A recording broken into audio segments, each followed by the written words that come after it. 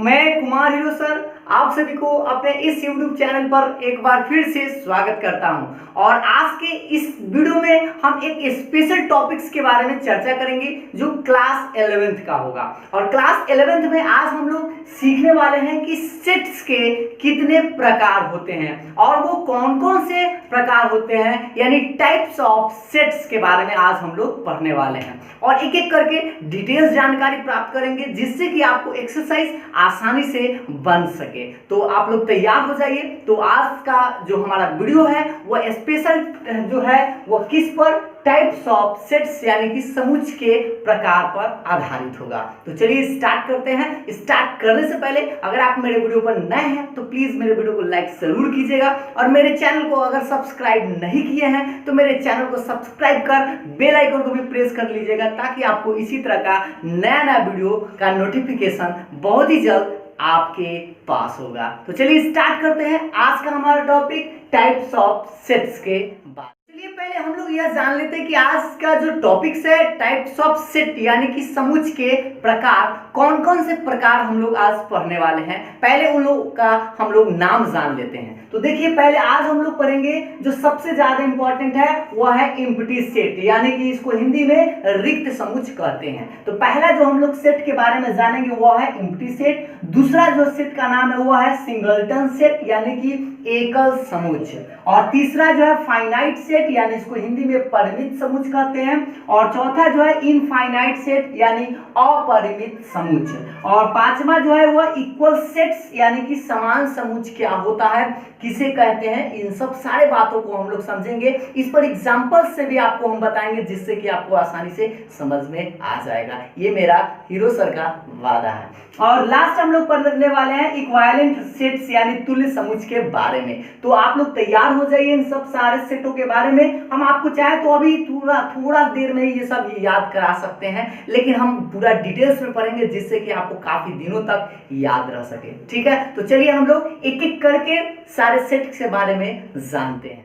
चलिए तो स्टार्ट करते हैं आज का हमारा पहला टॉपिक यानी कि एम्प्टी सेट के बारे में, यानी रिक्त समुच्चय क्या होता है, रिक्त समुच्चय किसे कहते हैं, एम्प्टी सेट किसे कहते हैं और उसे हम लोग कैसे और किस तरह से डिनोट करते हैं, इन सब बातों को हम लोग जानेंगे। तो चलिए परिभाषा पहले हम लोग देख लेते हैं कि एम्प्टी सेट का परिभाषा क्या होता है। A set having no element is called an empty set और a null set और a void set। यानी कि एम्प्टी सेट को ही हम लोग तीन नाम से जानते हैं। उसे नल सेट के नाम से भी जानते हैं और उसे void सेट के नाम से भी जानते हैं। किस सेट को? तो एम्प्टी सेट को। एम्प्टी मतलब होता है रिक्त समुच्चय, यानी कि इसको हम बोल सकते हैं खाली, यानी खाली जैसे ही नाम दे दिए तो इसका मतलब क्या हुआ कि एक भी एलिमेंट इसमें नहीं होगा। और हिंदी में ही समझ लीजिए इसको, ऐसा समुच्चय जिसमें एक भी अवयव नहीं हो या न हो उसे रिक्त समुच्चय कहते हैं। ये तो आपको बहुत ही अच्छे से समझ में आ गया होगा, क्योंकि ये सिंपल सा सेट है क्या कि रिक्त समुच्चय जिसमें एक भी अवयव नहीं होगा उसे हम रिक्त समुच्चय कहेंगे। ठीक है, और अब बात आएगा कि इसे हम डिनोट कैसे करेंगे और इसे लिखेंगे कैसे। तो देखिएगा ध्यान से, it is denoted by phi या आप मिडिल ब्रैकेट में स्पेस खाली है, इसमें एक भी एलिमेंट नहीं है। तो आप दो तरह से इसे डिनोट कर सकते हैं, या तो आप फाई से डिनोट कर सकते हैं या मिडिल ब्रैकेट ओनली ब्लैंक मतलब खाली से आप डिनोट कर सकते हैं। तो इसे फाई या खाली ब्रैकेट से सूचित करते हैं। मध्यम ब्रैकेट है और जिसमें एक भी एलिमेंट नहीं है। अब इस बातों को और अच्छा से समझने के लिए हम कुछ एग्जांपल्स के सहारा लेते हैं जिससे कि आपको समझ में भी बहुत अच्छा से आ जाए। देखिएगा कुछ एग्जांपल्स लिखा गया, इस एग्जांपल्स को गौर से और अच्छा से समझते हैं। एक पहला नंबर जो आपका है, a बराबर x such that x belongs to n। n मतलब नेचुरल नंबर, n मतलब नेचुरल नंबर मतलब प्राकृत संख्या है। और कैसा है, 2 और 3 के बीच में, x का मान 2 से बड़ा और 3 से छोटा। अब आप बताइए और सोचिए और थोड़ा सा माइंड को खोलिए कि 2 और 3 के बीच में कोई ऐसा प्राकृत संख्या है क्या? क्योंकि 2 के बाद तो डायरेक्ट आप 3 गिनते हैं, 2 और 3 के बीच में तो कोई नेचुरल नंबर आता नहीं है, यानी कि जो भी है प्राकृत संख्या 2 और 3 के बीच में आएगा नहीं, तो आएगा नहीं तो ये क्या है? खाली है, यानी एम्प्टी सेट है, या इसको आप खाली ब्रैकेट में लिख सकते हैं। तो यह जो है एम्प्टी सेट है, नल सेट है, वॉइड सेट है, अर्थात रिक्त समुच्चय है। रिक्त मतलब खाली, जिसमें एक भी एलिमेंट नहीं हो। अब एक और एग्जांपल्स देखिएगा, दूसरा number, x such that x belongs to natural number, यानी कि फिर से आपको प्राकृत संख्या की बात कर रहा है, और x जो है छोटा है 5 से और x जो है बड़ा है 7 से। तो ऐसा आप संख्या बताइए जो 5 से छोटा हो और 7 से बड़ा हो। तो ऐसा तो कोई संख्या है नहीं जो 5 से छोटा भी हो और 7 से बड़ा भी हो। तो इस तरह से इसको भी हम लोग क्या बोलेंगे? एम्प्टी सेट या रिक्त समुच्चय बोलेंगे। इसे बात समझ में आ गया होगा, हमको लगता है कि समझ में आप लोगों को आ रहा होगा। एक और एग्जांपल से इस बात को बहुत अच्छा से हम लोग समझ लेते हैं। एक such that x is a point common to two parallel lines, यानी कि 2 समांतर रेखा में एक उभयनिष्ठ बिंदु। तो अब बताइए, दो अगर समांतर रेखा की बात करें हम, तो कभी भी दोनों लाइन जो है एक दूसरे को कट तो करेगा नहीं, क्योंकि समांतर रेखा की बात कर रहा है, और समांतर रेखा में एक भी बिंदु जो है कभी भी कॉमन नहीं होगा। तो कभी भी कॉमन नहीं होगा तो एक को एलिमेंट नहीं आएगा, यानी कि क्या रह जाएगा? खाली रह जाएगा, और खाली रह जाएगा तो उसको हम लोग किस नाम से जानेंगे? तो रिक्त समुच्चय के नाम से जानेंगे। तो हमको लगता है कि आप लोगों को रिक्त समुच्चय या एम्प्टी सेट जरूर समझ में आया होगा, और हमेशा के लिए आपको याद भी रहेगा, ऐसा सेट जिसमें एक भी एलिमेंट ना हो उसे रिक्त समुच्चय कहते हैं। तो चलिए अब हम लोग नेक्स्ट सेट की ओर बढ़ते हैं। देखिए, नेक्स्ट सेट में है आपका सिंगलटन सेट और एक पेयर सेट भी समझ लीजिए। दोनों बहुत ही सिंपल है, बस नाम से आप याद रख सकते हैं। सिंगल मतलब क्या होता है? जिसमें एक एलिमेंट हो, और पेयर मतलब क्या होता है? जोड़ा यानी युग्म, जिसमें 2 एलिमेंट हो। तो आपको इसको ऐसे याद रख सकते हैं, सिंगलटन सेट मतलब एकल समुच्चय, ऐसा सेट जिसमें सिर्फ और सिर्फ एक एलिमेंट हो उसे सिंगलटन सेट या एकल समुच्चय के नाम से जानते हैं। और पेयर सेट किसको बोलेंगे? ऐसा समुच्चय जिसमें 2 एलिमेंट हो उसे पेयर सेट के नाम से जानेंगे, और कुछ एग्जांपल्स भी हम लोग अच्छा से समझ लेंगे। तो चलिए इसको परिभाषा देख लेते हैं। A set having exactly 1 element is called singleton set, अर्थात ऐसा समुच्चय जिसमें सिर्फ एक अवयव हो उसे एकल समुच्चय कहते हैं। जैसे एग्जांपल्स के रूप में आप देख लीजिए कि x such that x belongs to natural number, मतलब प्राकृत संख्या है, और 2 से बड़ा और 4 से छोटा एक प्राकृत संख्या लेना है। तो आप बताइए, 2 से बड़ा और 4 से छोटा तो ये वो 3 आता है, तो इसमें एक एलिमेंट तो होगा ना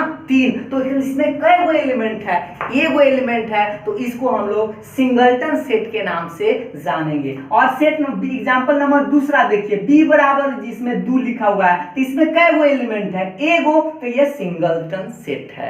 और इसमें देखिए एक एलिमेंट ही है, तो यह भी सिंगलटन सेट है। इसी तरह से बहुत सारा एग्जांपल्स आप समझ गए होंगे, जिसमें एक एलिमेंट हो उसे सिंगलटन सेट के नाम से जानेंगे। ठीक है, तो अब देखिए पेयर सेट मतलब युग्म समुच्चय जिसमें जोड़ा।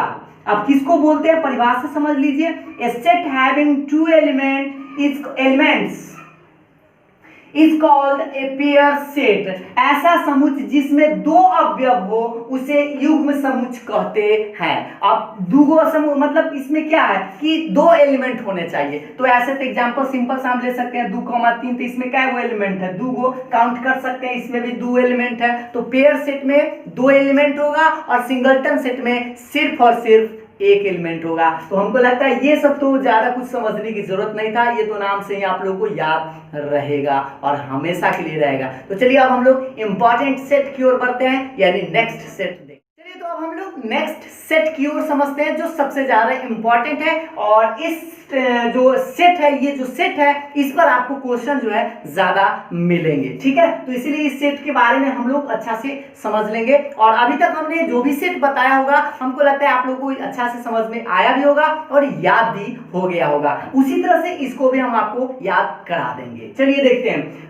चौथा नंबर सेट जो है आपका फाइनाइट सेट। फाइनाइट को हिंदी में बोलते हैं परिमित समुच्चय।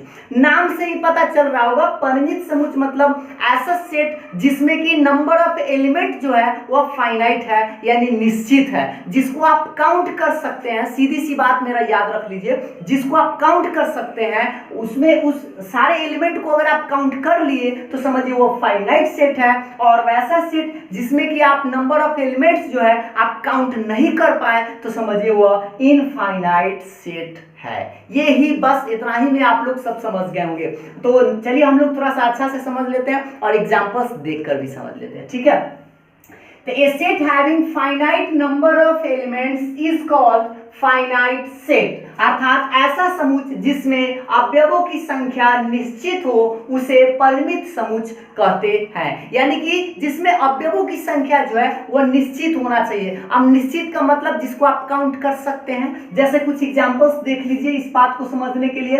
ए ई आई ओ यू, तो इसमें एलिमेंट्स क्या आप काउंट कर सकते हैं? क्या इसमें जो एलिमेंट्स लिखा गया है वो निश्चित है? तो निश्चित अगर है तो इसको हम फाइनाइट सेट के नाम से जानेंगे। तो इसको हम फाइनाइट सेट बोल सकते हैं। अब इस यहां देखिए 1 2 से लेकर आपको 100 तक गया है, तो इसमें भी आप इसको काउंट कर सकते हैं कि 100 गो एलिमेंट्स इसमें है। तो हम क्या कह सकते हैं, इसको भी हम लोग फाइनाइट सेट के नाम से जानेंगे। और लास्ट एग्जांपल इसका देखिए, तीसरा जो है, एक such that x is a letter in English alphabet, अर्थात x जो है अंग्रेजी वर्णमाला का एक अक्षर है। तो अंग्रेजी वर्णमाला का अक्षर आप लोग सभी लोगों को पता होगा कि अंग्रेजी वर्णमाला कितने होते हैं, तो 26 को होते हैं। इसको तो हम काउंट कर ही सकते हैं ना। तो इस तरह से ये जो है सेट है वह फाइनाइट सेट है, यानी कि जिसको आप काउंट कर सकते हैं, जिसमें अवयवों की संख्या जो है निश्चित हो उसे फाइनाइट सेट के नाम से जानते हैं। तो हमको लगता है आपको याद हो गया होगा। अब इसी का अपोजिट यानी कि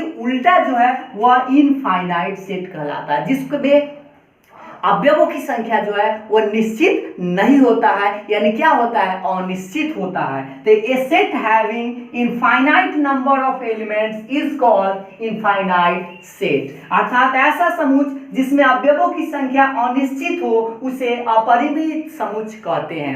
अपरिमित समुच्चय मतलब जिसमें अवयवों की संख्या निश्चित नहीं है, जिसको आप काउंट नहीं कर सकते। जैसे एग्जांपल्स के रूप में 1 2 3 4 5 डॉट डॉट डॉट। अब बताइए क्या इसमें आप नंबर ऑफ एलिमेंट्स काउंट कर सकते हैं? नहीं काउंट कर सकते हैं। क्यों नहीं कर सकते हैं? क्योंकि इसमें इनफाइनाइट नंबर ऑफ एलिमेंट्स है। तो इस सेट को हम लोग कौन सा सेट बोलेंगे? इनफाइनाइट सेट के नाम से या अपरिमित समुच्चय के नाम से जानेंगे। एग्जांपल्स दूसरा देखिए, 2 3 5 7 11 डॉट डॉट डॉट। ये प्राइम नंबर है, यानी अभाज्य संख्या लिखा गया। तो अभाज्य संख्या भी तो बहुत सारा होता है जिसको आप काउंट नहीं कर सकते हैं। तो इस तरह से कि ये जो सेट दिया गया है इसको हम लोग इनफाइनाइट सेट या अपरिमित समुच्चय के नाम से जानेंगे। एक और एग्जांपल्स देख लीजिए, x such that x is an even natural number, यानी कि x जो है एक समप्राकृत संख्या है। तो बताइए समप्राकृत संख्या कितना होता है? जिसको में एलिमेंट तो बहुत सारा है, इसको तो आप काउंट कर नहीं सकते हैं। जिसे आप नहीं काउंट कर सकते वो क्या है? इनफाइनाइट सेट है। और जिसे आप काउंट कर सकते हैं वह फाइनाइट सेट है। तो हमको लगता है कि यह आपको समझ में आ गया होगा। तो चलिए अब हम लोग नेक्स्ट सेट की ओर, तो अब हम लोग सबसे ज्यादा इंपॉर्टेंट टॉपिक्स की ओर चलते हैं, यानी कि इक्वल सेट्स के बारे में, कि समान समुच्चय क्या होता है उसके बारे में हम अब लोग समझेंगे। तो आप लोग तैयार हैं? लास्ट, ये हमारा आज का लास्ट टॉपिक है। और यह अगर आप लोग सारा टॉपिक्स को समझ जाते हैं तो आप अपना एक्सरसाइज आराम से बना सकते हैं। तो चलिए देखते हैं कि आज का हमारा लास्ट टॉपिक क्या है। इक्वल सेट्स यानी समान समुच्चय। अब समान समुच्चय किसे कहते हैं पहले हमारे भाषा में समझ लीजिए। समान समुच्चय क्या होगा? जब दोनों सेट के जो एलिमेंट होंगे वो दोनों के दोनों सेम होंगे, ए टू जेड सेम एलिमेंट अगर इसमें भी है और उसमें भी है तो दोनों सेट को हम लोग समान समुच्चय के नाम से जानेंगे। और अगर दोनों में एक भी एलिमेंट डिफरेंट है तो समझिए वो इक्वल सेट्स नहीं होंगे। तो चलिए अब हम लोग परिभाषा को देखते हैं। Two non empty sets A and B. Non empty मतलब खाली नहीं है, कुछ ना कुछ उसमें एलिमेंट है जरूर। Two non empty sets A and B are said to be equal, यानी कि ए और बी जो है दो समुच है जो इक्वल कहलाएगा, यानी कि बराबर या समान कब कहलाएगा, if they have exactly the same elements and we write A बराबर बी, यानी A is equal to B हम लोग लिखते हैं। हिंदी में समझ लीजिए, दो अरिक्त समुच ए और बी समान समुच कहलाते हैं यदि उनमें तथ्यतः समान अवयव हो, और हम लिखते हैं ए बराबर बी। अब इसी बात को हमारी भाषा में समझिए कि दो सेट कब इक्वल कब होंगे, जब उसमें जो एलिमेंट होंगे ना वो एग्जैक्टली सेम एलिमेंट उसमें भी हो, दोनों में एग्जैक्टली सेम एलिमेंट होने चाहिए, तथ्यतः समान अवयव होने चाहिए। अब इस बात को हम लोग एग्जांपल्स के सहारा से और अच्छा से समझ सकते हैं। जैसे देखिए एग्जाम्पल्स नंबर 1 में देखिए 2 4 6, इसमें 3 गो एलिमेंट्स है और एक 20 सेट है 4 2 6। अब आप इस गौर से देखिए क्या ये जो सेट है इसमें जो एलिमेंट है हूबहू एलिमेंट इसमें भी है क्या, एग्जैक्टली सेम एलिमेंट। 2 इसमें है तो 2 इसमें भी है, 4 इसमें है तो 4 इसमें है, और 6 इसमें है तो 6 इसमें है, तो दोनों इक्वल सेट है, तो इसलिए हम इसको ए बराबर बी कह सकते हैं, क्योंकि एलिमेंट्स जो है एग्जैक्टली सेम है, यानी तथ्यतः समान अवयव इसमें है। एक और देख लीजिए FOLW और एक है WOLF। अब इसमें भी आप मिला सकते, इधर उधर से कोई लेना देना नहीं है, क्योंकि सेट में इधर उधर एलिमेंट आप लिख सकते हैं, ये आपको पहले ही सेट के बारे में बताया गया है। तो या गौर से देखिए इसमें जो एलिमेंट है ठीक ठीक वही एलिमेंट इसमें भी है, इसीलिए हम इसको ए बराबर भी कह सकते हैं। लेकिन अगर इसमें से एक एलिमेंट को हम गायब कर देते इस तरह से, तो इसको हम नॉट इक्वल टू में लिख सकते थे। हमको लगता है कि आप लोगों को समझ में आया होगा, तो ध्यान दीजिएगा कि यहाँ पर एफ था, अगर एफ है इसका मतलब यह इक्वल सेट है।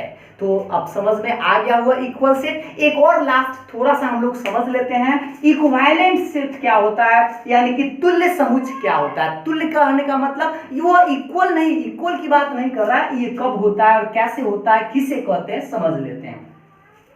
Two finite sets A and B are said to be equivalent if दो परिमित समुच्च A और B तुल्य समुच्च कहलाते हैं। देखिए परिमित, फाइनाइट मतलब कुछ ना कुछ उसमें एलिमेंट है, तो फाइनाइट है, तो दो जो है फाइनाइट सेट जो है इक्विवेलेंट सेट कब कहलाएंगे, जब number of A is equal to number of B। यानी इसमें समान समुच्च की बात नहीं हो रहा है, सिर्फ क्या बात हो रहा है कि A में जो नंबर है वह B के नंबर के संख्या के बराबर होने चाहिए। जैसे एग्जांपल्स पर इसको समझते हैं, A बराबर 2 3 4, इसमें काउंट कीजिए एलिमेंट, इसमें आपको हूबहू एलिमेंट नहीं मिलाना है, इसमें आपको नंबर ऑफ एलिमेंट काउंट करना है। तो इसमें नंबर ऑफ एलिमेंट कितने हैं, 2 3 4, यानी 3 गो, और इसमें एक नंबर ऑफ एलिमेंट कितने, 1 2 3, इसमें भी 3 है, तो नंबर ऑफ ए बराबर नंबर ऑफ बी बराबर कितना है, 3 है। तो हम इन सेट को इक्विवेलेंट सेट के नाम से कह सकते हैं। समझ में आया ना। तो इक्विवेलेंट सेट में क्या होता है कि सिर्फ नंबर ऑफ एलिमेंट बराबर होने चाहिए, लेकिन इक्वल सेट में क्या है, नंबर ऑफ एलिमेंट तो बराबर है ही और हूबहू भी है, यानी कि एग्जैक्टली सेम एलिमेंट्स होने चाहिए। तो हमको लगता है कि अब अगर आप लोग ये थ्योरी का क्लास समझ में आ गया होगा, तो आप अपना एक्सरसाइज जो है 1.2 आप बना सकते हैं। तो आज आप लोग जाकर 1.2 जरूर बनाइएगा,